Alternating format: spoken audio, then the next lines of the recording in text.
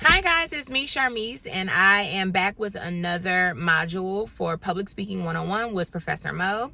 I am Charmise Morency, an adjunct professor, and this is part 2 of our second module of how to be prepared for your speeches. So I put together a brief outline, and today we'll be discussing the whys of a preparation outline, the framework, as well as the content, different ways to organize your preparation outline, and lastly, what is next. Why should you do a preparation outline? The better question is why not, okay? When you do a preparation outline, you are giving all the full details and all the information that you are sharing in your speech. If you are assigned a topic, or if you are told to do an overview or a briefing at your job and you just immediately go writing down exactly what you want to say without properly organizing it, you run the risk of not hitting all the points or information that you actually need to share. If you are in school, you run the risk of not really doing all the things that you were supposed to do. The purpose of a preparation outline is to have all those greater details in full so that you share all the information that is necessary for your speech.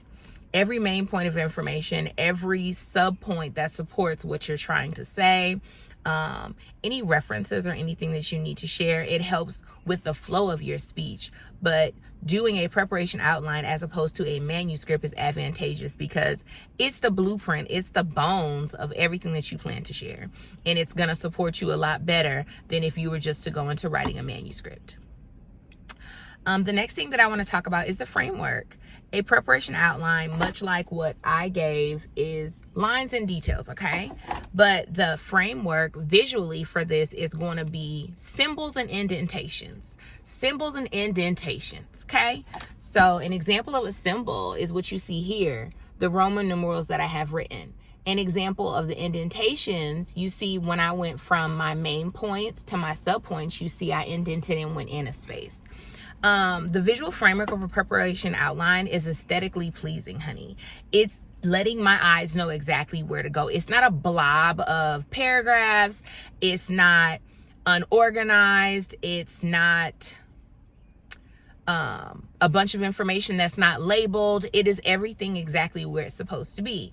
Not just for you, but for anybody who sets eyes on it, we know exactly what's happening. So the visual framework of a preparation outline is symbols. Symbols can be Roman numerals, numbers, letters, not bullet points. Never said bullet points. No. Symbols, okay?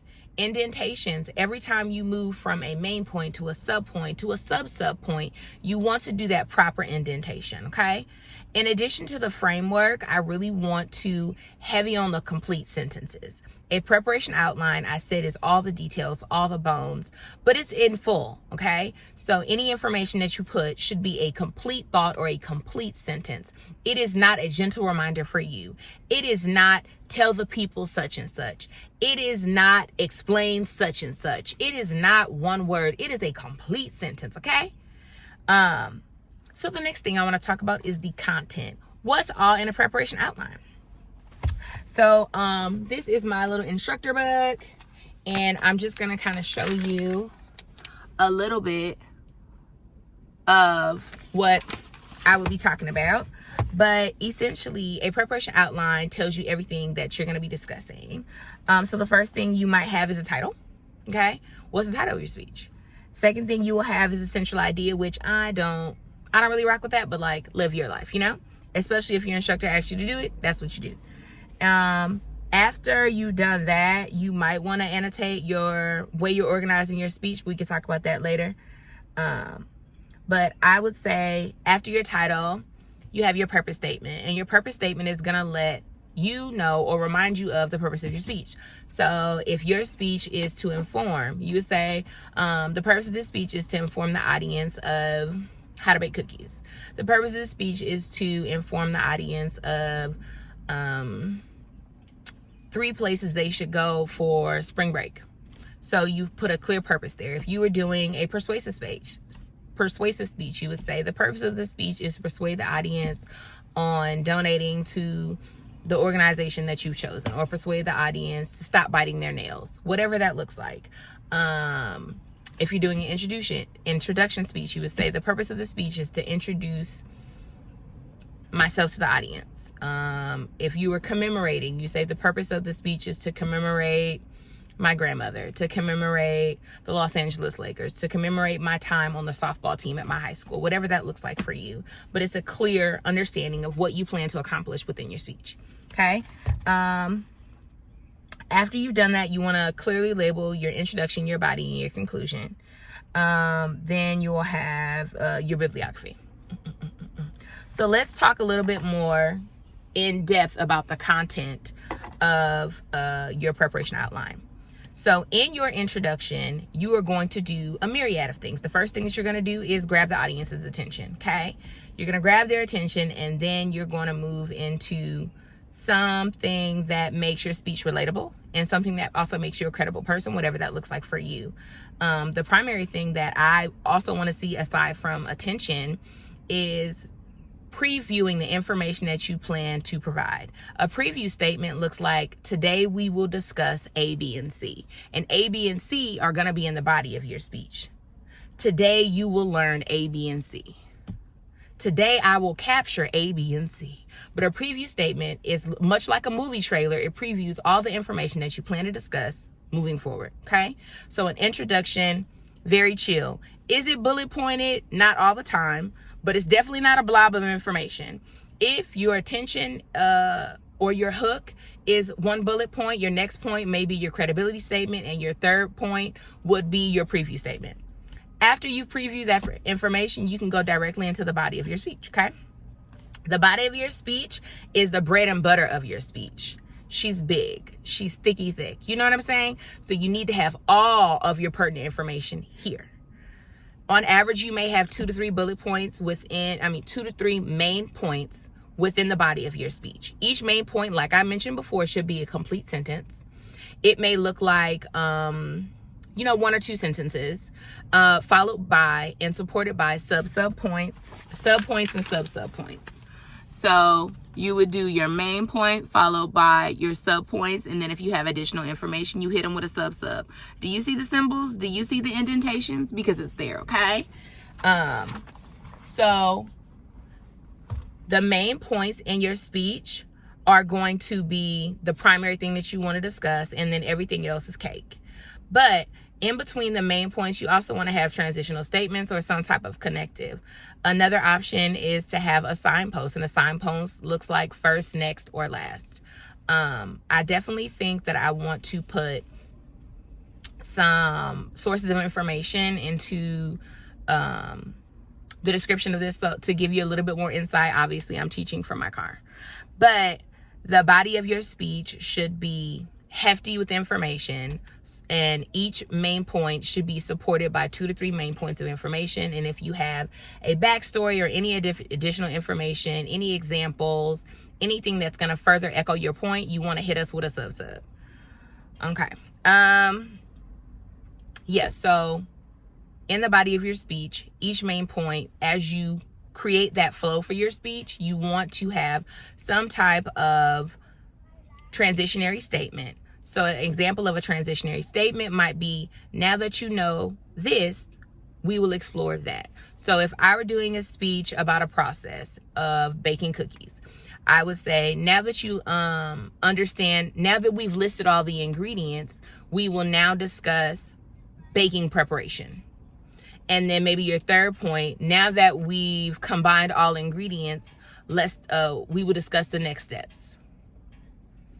Or now that we've put did I say cake or brownies? Now that we've put it in the oven, we will now discuss how to make icing. The transitions further create flow for the speech, and it gives the audience an idea of where you are and where you're going. So that is essentially the body of your speech. The conclusion of your speech lets the audience know that you plan to wrap this thing up. So in a conclusion of your speech, you are signaling to the audience that you are done. What does a signal look like? A signal could be in conclusion, in summary, in summation, in closing, to wrap things up. Those are just 5 off of the top of my head, but some type of signal, okay? After you signal to the audience that you are planning to wrap up, you then need to summarize everything. So you could essentially reword the preview that you gave in your introduction. And just to recap that, in your preview, you may have said, today we will discuss. In your summary, you can say, today we learned A, B, and C. Very simple, but just recapping that information lets the audience just kind of reflect on what you just discussed. After you have signaled and summarized, I like to say grand opening, grand closing, which is a whole nother lecture. But what you want to do is ensure that you leave the audience with something. So whatever that looks like for you, whether it's a quote, music lyrics, a question, call to action, whatever that looks like, you want to close strong. You don't just want to say thank you. Signal, summarize, something memorable. And that would be the last part of your conclusion. After your conclusion, obviously you've given some type of research within your speech, and oral citations are a whole nother conversation. But if you've referenced anything in your speech, you want to have a bibliography immediately after your conclusion. Now, the preparation outline, the methodology for all that probably comes from the different ways that you would organize it. So let's take a look at that. A preparation let me check. I need to check the time because I am in the car line. I don't know what time it is. That's okay. A preparation outline can be organized multiple ways. So what you want to do is make sure that your preparation outline is organized in a way that is most applicable for your audience, most palatable for your audience. So the body of your speech in particular would be organized chronologically. It could be organized problem solution. It could be organized causal, which is very similar to problem solution, which would be cause followed by an effect. It could be organized spatial, which is direction. If you're going direction, you go left to right, top to bottom, outer to inner, things of that nature, especially if you're talking about geography or anything like that. We had a really fun speech on the Statue of Liberty, and it was organized spatial because it talked from the torch to the toes. So that gives you an idea of spatial. Monroe's motivated sequence, problem cause solution, any of those give you an idea of how your main points will be clearly stated. So if I were doing a speech on how to make brownies, the best course of action for me and will be most advantageous for the audience will more than likely be chronological, because there's a sequence of steps that have to be followed. If I were doing a persuasive speech, I might want to do problem solution or causal, whatever that looks like. Topical is a highly used way, but it also is probably one of the easiest ways because it's however you see fit. But any of these ways would be how you explicitly organize the body of your speech. Whatever you think is going to be the best way to reach your audience, that would be the way that you should organize that body. So think about your topic, think about what you want to share, and then go ahead and pick your method of organization for your preparation outline. At the end of all that, you should have a page, 2 pages. I've even seen 3-page preparation outlines, just sharing all the information that you plan to share. At that point, you then have enough information to maybe put some index cards or some speaking notes together so that you can better prepare for the actual execution of the speech. But when you've done the preparation outline, read it, make sure you hit on everything you plan to hit on. So if I were doing a preparation outline, maybe I was doing an introduction speech. I'm doing an introduction speech, and I'm here to introduce myself using 3 main points of information. Okay, so I'm going to introduce myself giving 3 characteristics of myself. I will say I am loyal, I am creative, and I am funny. I think I'm hilarious. So those are 3 different main points, and those are the 3 things that I would share about myself. So in my introduction, I would say, my preview statement, well, I don't know what I would say for my attention. I might start with some type of storytelling, to be honest, because it's an introduction. That would be me, or something funny.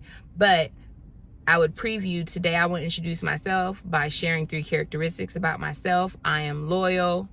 What did I say? I am funny, and I'm creative. So that would be my preview statement.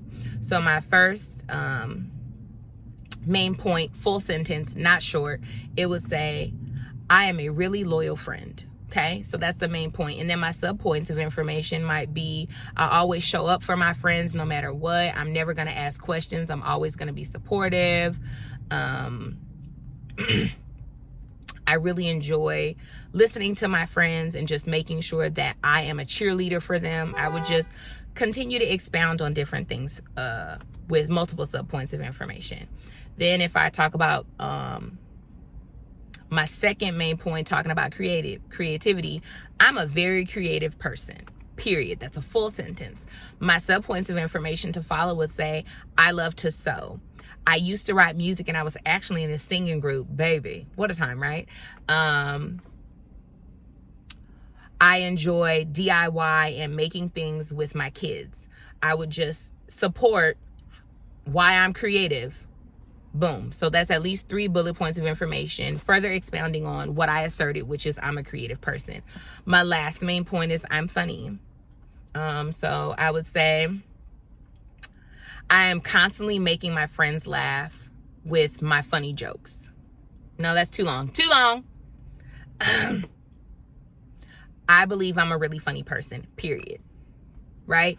I would say, and then maybe my sub points could be, my friends are constantly laughing even when I'm not trying to make them laugh, period. When I retire, I plan to be a comedian, period. Because that's true. Sometimes I can't get through a full story without laughing because I am a funny person, period. So that would be all full sentences, all information. Keeping in mind with your main points, another thing you want to make sure is that your main points are not redundant. I've had some introduction speeches where students have repeated themselves because they jumped into it and wrote a manuscript and they didn't really look at the information. So I'll give you an example for a really redundant introduction speech. My student was supposed to describe himself in 3 ways. He said, I'm relaxed and I'm chill and I'm something else. Relaxed and chill. Synonymous. Same.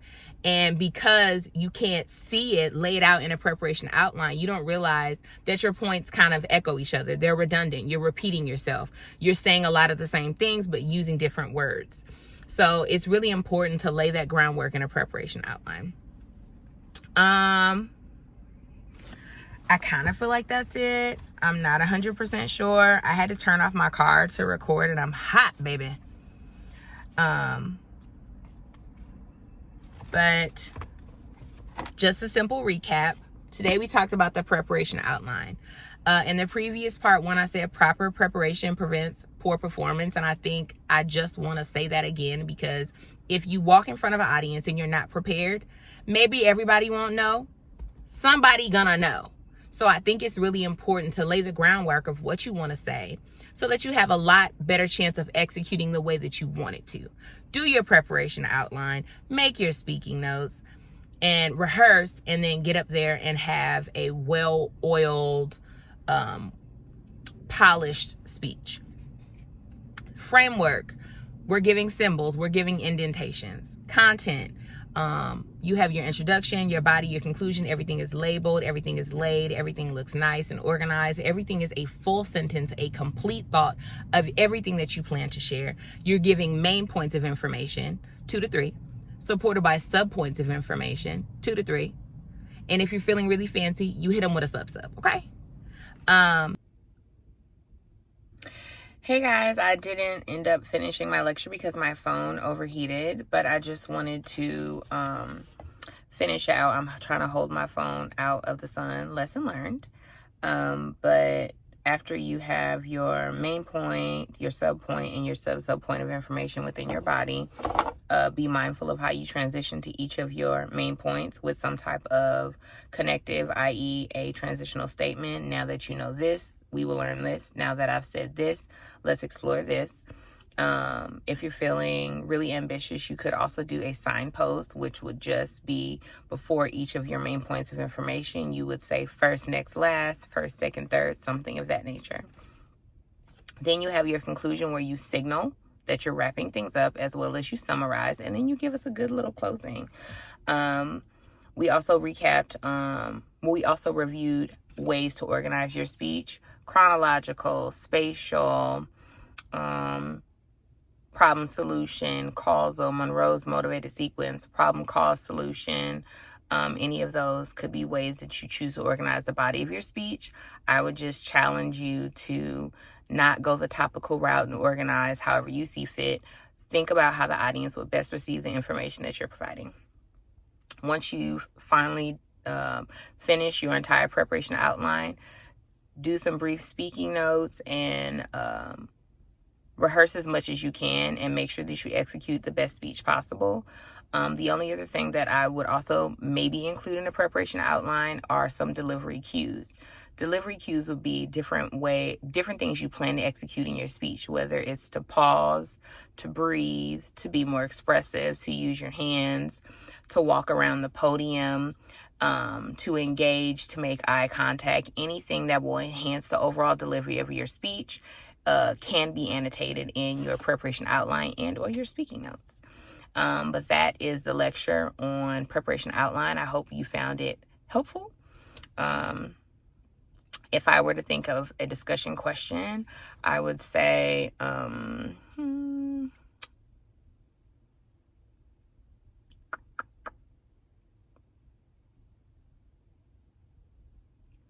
don't have anything. I'm actually overheated at this moment. If I were thinking of a discussion question, I would say iced coffee or Frappuccino. So I will see you guys very soon for Module 3.